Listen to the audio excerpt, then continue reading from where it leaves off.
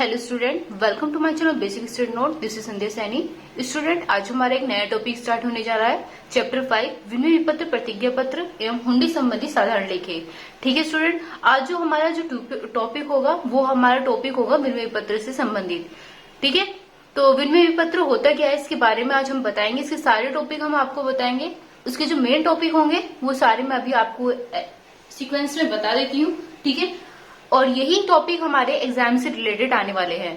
ठीक है, ये टॉपिक हमारे बोर्ड के एग्जाम में बहुत मोस्ट इंपोर्टेंट होते हैं, जिसके बारे में हम अब आपको बताएंगे। ठीक है स्टूडेंट, तो सबसे पहले मैं आपको बता देती हूँ विनिमय पत्र से आशय क्या है। तो इस तरीके के टॉपिक हमारे एग्जाम में बन के आते हैं, क्वेश्चन जो बन के आएंगे। विनिमय पत्र से आशय क्या होता है, विनिमय पत्र को समझाइए या फिर इसके बारे में लिखिए। ठीक है स्टूडेंट, तो इस तरीके से क्वेश्चन हमारे एग्जाम में बन के आएंगे। तो इसी के बारे में आज मैं डिटेल पूरी अच्छे से समझाऊंगी। ठीक है, तो चलिए देखते हैं इस क्वेश्चन को, मतलब इस टॉपिक को। विनिमय विपत्र से आशय होता क्या है। विनिमय विपत्र एक प्रतिज्ञा साध्य पुर्जा होता है।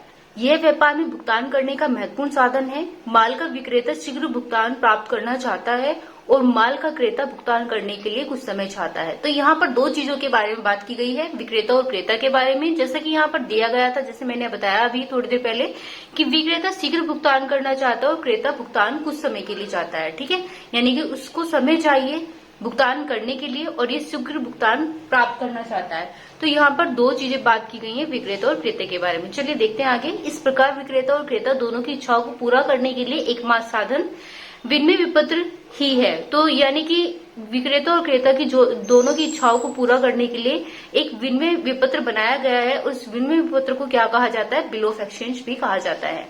ठीक है स्टूडेंट, तो ये था हमारा विनिमय विपत्र से आशय। चलिए नेक्स्ट टॉपिक देखते हैं। हमारा नेक्स्ट टॉपिक क्या है स्टूडेंट, हमारा नेक्स्ट टॉपिक है विनिमय विपत्र से की परिभाषा, यानी विनिमय विपत्र की परिभाषा। अभी हमने क्या समझा था, आशय समझा था। अब हम क्या समझेंगे, परिभाषा। तो विनिमय विपत्र की परिभाषा बताइए, इस तरीके से क्वेश्चन बन के आएगा। ठीक है, तो ये क्वेश्चन जो भी टॉपिक मैं आज आपको बता रही हूँ, ठीक है, जितनी भी डिटेल मैं आपको बताने जा रही हूँ उसमें, तो ये सब हमारे इंपॉर्टेंट होते हैं। इनके बारे में आपको जानना बहुत जरूरी है, ताकि आप इसे एग्जाम से रिलेटेड जो भी इसमें क्वेश्चन बनकर आए वो आप वहां पर आसानी से लिख सके। ठीक है, चलिए देखते हैं आगे, और वीडियो को कंटिन्यू देखें ताकि आपको वीडियो अच्छे से समझ में आए। विनिमय विपत्र की परिभाषा। भारतीय विनिमय विपत्र साध्य विलेख अधिनियम 1881 की धारा 5 के अनुसार विनिमय विपत्र एक लिखित एवं शर्त रहित आज्ञा पत्र होता है, जिस पर लिखने वाला हस्ताक्षर होते हैं, लिखने वाले के यानी कि हस्ताक्षर होते हैं, तथा लिखने वाला किसी व्यक्ति अथवा संस्था को यह आज्ञा देता है कि वह निश्चित धनराशि का भुगतान उसे अथवा किसी व्यक्ति को या फिर आज्ञा अनुसार या विपत्र के वाहक को मांगने पर अथवा एक निश्चित अवधि के समाप्त होने पर कर दे। ठीक है, तो ये हमारा विनिमय विपत्र होता है। स्टूडेंट, ये बात आपको जानना है कि विनिमय विपत्र होता क्या है। जैसे मैंने अभी थोड़ी देर पहले बताया था कि आशय के बारे में बताया था, अब मैं बता रही हूँ विनिमय विपत्र की परिभाषा, जो कि इम्पोर्टेंट है आपके लिए बहुत ज्यादा।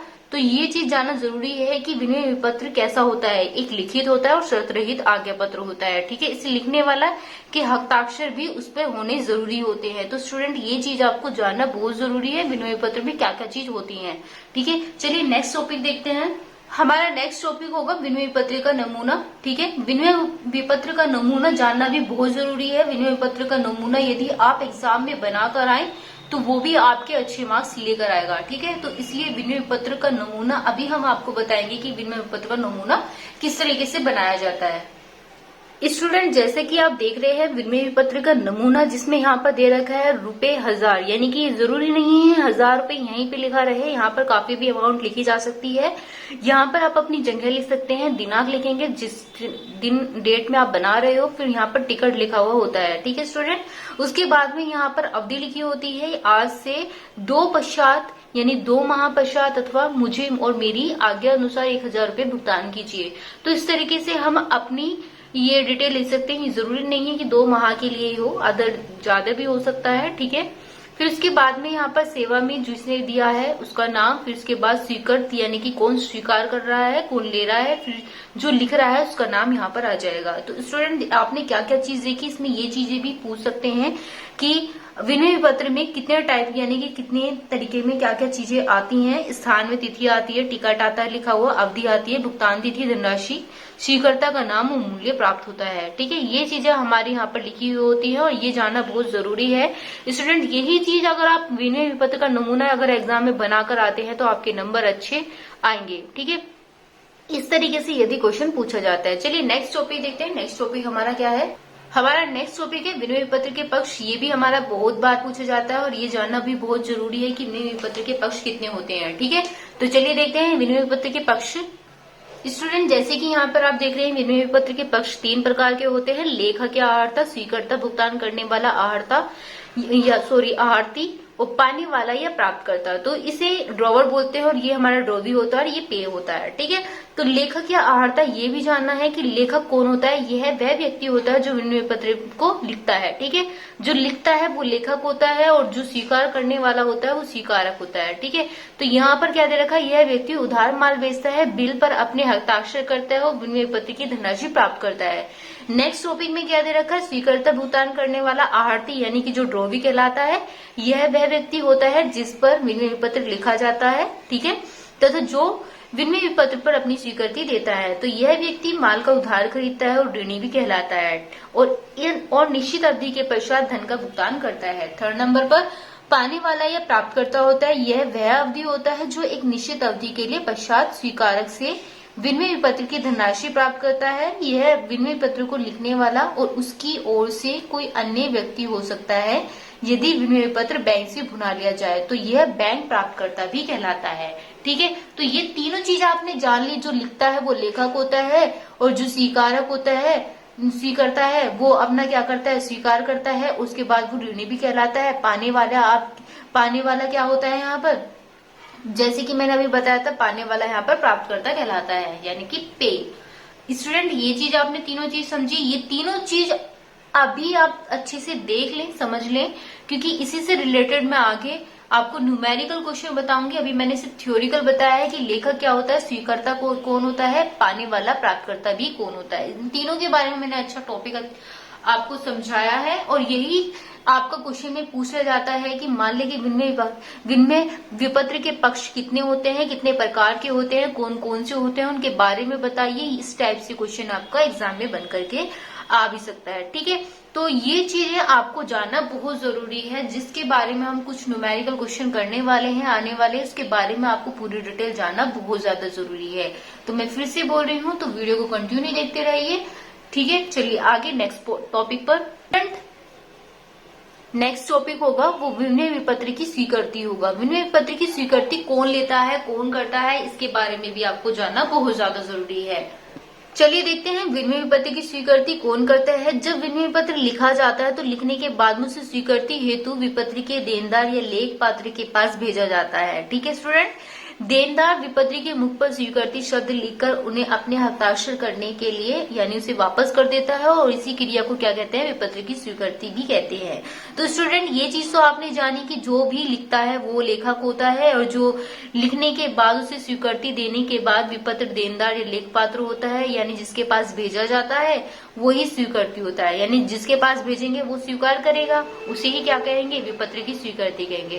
तो स्टूडेंट जैसे कि मैंने आपको कहा था कि विनय पत्र की स्वीकृति कौन करता है, ये क्वेश्चन बहुत मोस्ट इंपोर्टेंट है और ये क्वेश्चन बहुत बार बन करके भी आता है। ठीक है, तो ये जानना बहुत ज्यादा जरूरी है। जैसे मैं ये बता रही हूँ, यहाँ पर दे रखा है विनय पत्र की स्वीकृति केवल देनदार ही कर सकता है और कोई नहीं कर सकता। ठीक है, कौन करेगा? केवल देनदार। और देनदार यदि किसी दूसरे अन्य व्यक्ति को दे रखा है यानी किसी अन्य व्यक्ति को अधिकार दे देता है तो वो क्या करता है? वह व्यक्ति भी क्या करता है? स्वीकृत कर सकता है। ठीक है, इसे केवल विनय पत्र केवल देनदार ही स्वीकृत करेगा। यदि क्वेश्चन आपसे पूछ लिया जाए तो कौन करता है तो आप देनदार ही बताएंगे।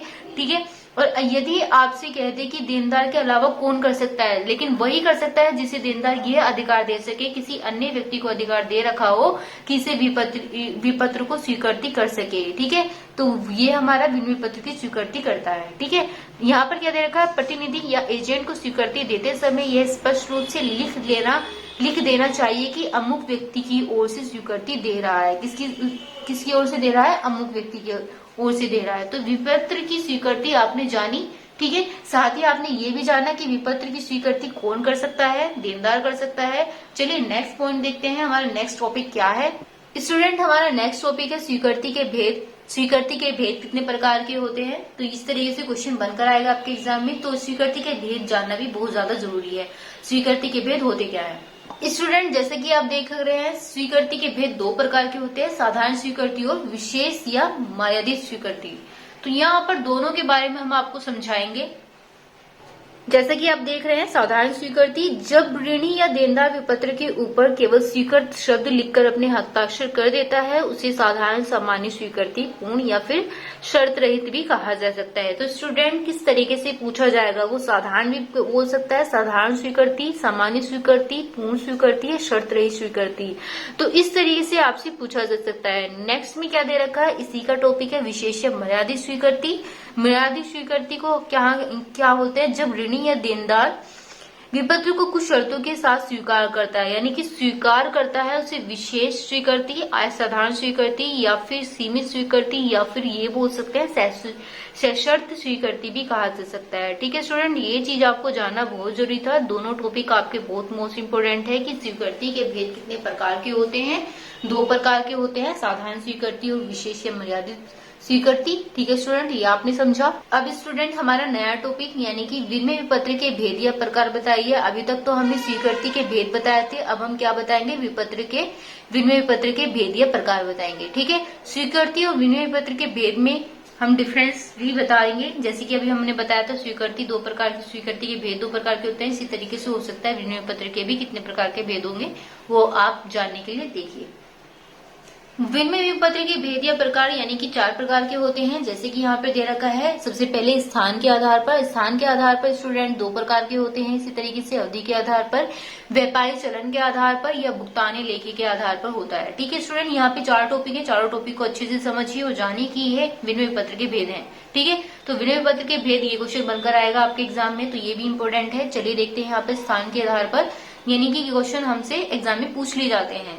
तो पहला जो स्थान के आधार पर है, देशी विनिमय विपत्र, विदेशी विनिमय विपत्र, ये दोनों आपको जानना जरूरी है। देशी विनिमय विपत्र क्या होता है, जब विनिमय पत्र के लेखक और स्वीकर्ता दोनों ही एक ही देश में रहने वाले हों तो ऐसी दशा में लिखा जाने वाला देशी विनिमय पत्र कहलाता है। सेकंड टॉपिक हमारा जो मोस्ट पॉइंट है, यहाँ पर क्या दे रखा है, विदेशी विनिमय पत्र, जब विनिमय पत्र के लेखक और स्वीकर्ता दोनों अलग अलग देशों के हों, ठीक है, एक ही देश के ना होकर के अलग अलग देश के हों, तो ऐसी दशा में लिखा जाने वाला विनिमय पत्र कहलाता है।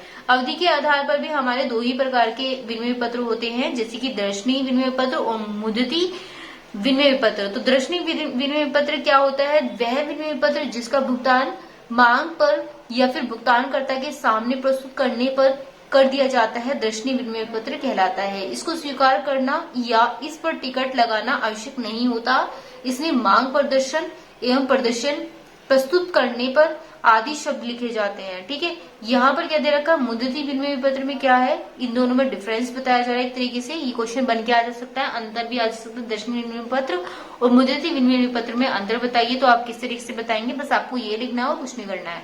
ठीक है, तो विनिमय पत्र जिसका भुगतान एक निश्चित समय के बाद तय किया जाता है, यानी इसका एक निश्चित समय होता है, इसके लिए नहीं होता है, इसे कभी भी भुगतान प्राप्त कर सकते हैं, अर्थात जिस पर वह अवधि लिखी जाती है, जिसका समाप्ति पर विनिमय पत्र का भुगतान कर दिया जाता है, उसे मुद्दती विनिमय पत्र कहलाते हैं। यानी कि इसका फिक्स टाइम होता है, उसका अनफिक्स टाइम होता है एक तरीके से। फिर चलिए देखते हैं नेक्स्ट में, व्यापारिक चलन के आधार पर। तो व्यापारिक चलन के आधार पर ही दो ही प्रकार के होते हैं, व्यापारिक विनिमय पत्र और सहायतार्थ या अनुग्रह विनिमय पत्र। स्टूडेंट, सहायतार्थ अनुग्रह विनिमय पत्र ये इंपोर्टेंट है। ठीक है, तो पहले हम विनिमय पत्र को जान लेते हैं। ये विनिमय पत्र जो उधार माल बेचने पर विक्रेता द्वारा क्रेता पर लिखा जाता है और स्वीकार करके लौटा देता है, विनिमय पत्र कहलाता है। सेकंड टॉपिक है सहायतार्थ या अनुग्रह विनिमय पत्र। यहाँ पर दे रखा है, वह विनिमय पत्र जो पारस्परिक वित्तीय सहायता पहुंचाने के लिए एक व्यापारी द्वारा दूसरे व्यापारी पर लिखे जाता है, यानी कि एक व्यापारी से दूसरे व्यापारी पर लिखता है, वो सहायतार्थ विनिमय पत्र होता है। ठीक है, इसे क्या कहते हैं, सिफारशी विनिमय पत्र भी कहा जाता है, यानी कि विपत्र भी कहा जा सकता है। तो स्टूडेंट, ये आपने जाना। नेक्स्ट में दे रखा है भुगतान या लेखी के आधार पर। भुगतान और लेखी के आधार पर भी दो ही प्रकार के होते हैं, प्राप्य विनिमय पत्र और देय विनिमय पत्र।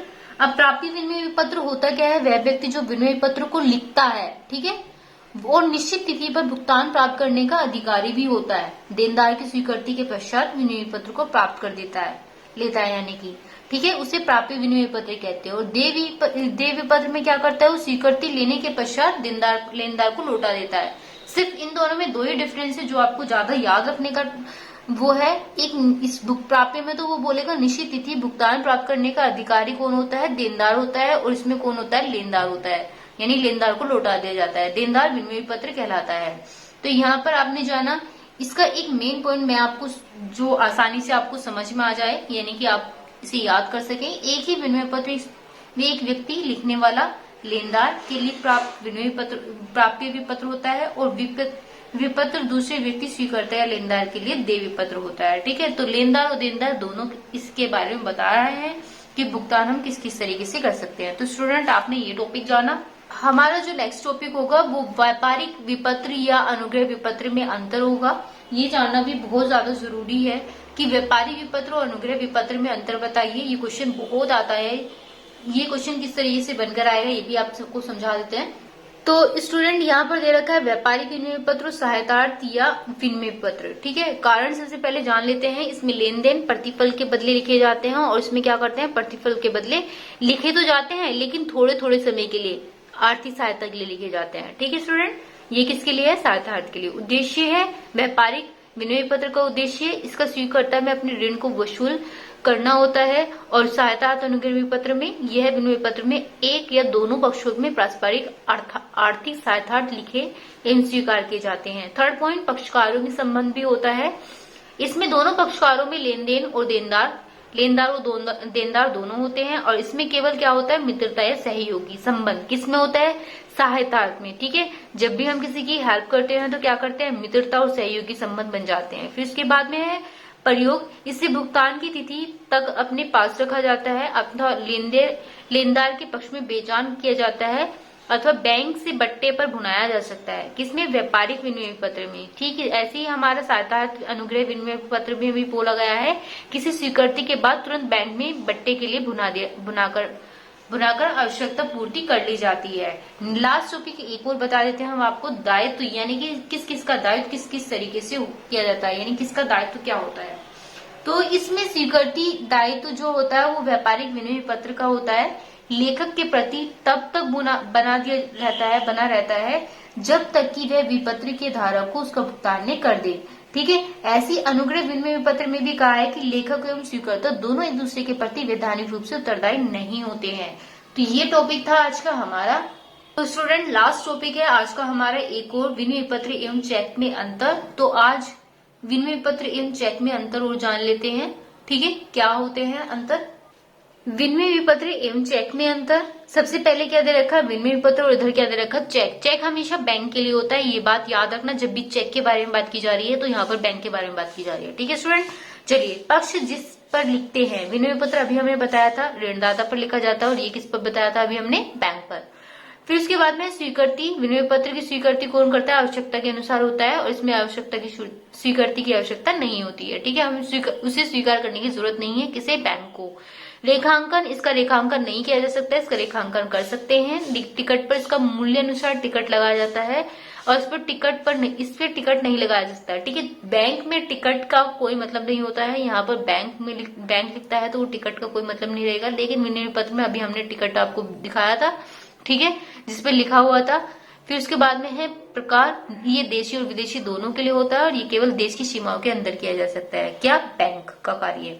प्रतिफल प्राप्त, इसके अंत में प्रतिफल प्राप्त शब्द लिखा जा सकता है, लेकिन इसके अंत में हम प्रतिफल प्राप्त नहीं लिखते हैं। ठीक है स्टूडेंट, फिर लिखने वाला, इसमें कोई भी व्यक्ति लिख सकता है, इसे केवल वही व्यक्ति लिख सकता है जिसका बैंक में चालू खाता या बचत खाता होता है। तो स्टूडेंट ये था आज का हमारा टॉपिक जो हमने आपको बताया।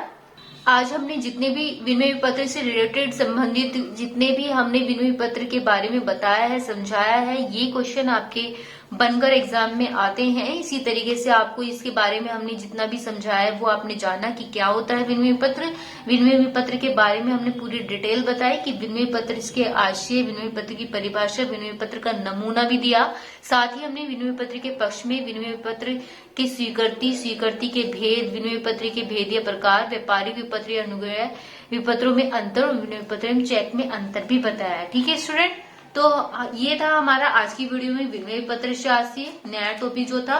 ठीक है, नेक्स्ट वीडियो में हमारा जो टॉपिक होगा वो प्रतिज्ञा पत्र से रिलेटेड होगा। ठीक है स्टूडेंट, तो इस वीडियो को ध्यान से कंटिन्यू देखते रहिए। वीडियो अगर पसंद आए तो वीडियो को लाइक कीजिए, कमेंट कीजिए, बताइए कि हमें वीडियो आपको वीडियो कैसी लगी। ठीक है स्टूडेंट, और वीडियो को सब्सक्राइब भी करते रहिए। Thank you so much, channel को सब्सक्राइब कीजिएगा।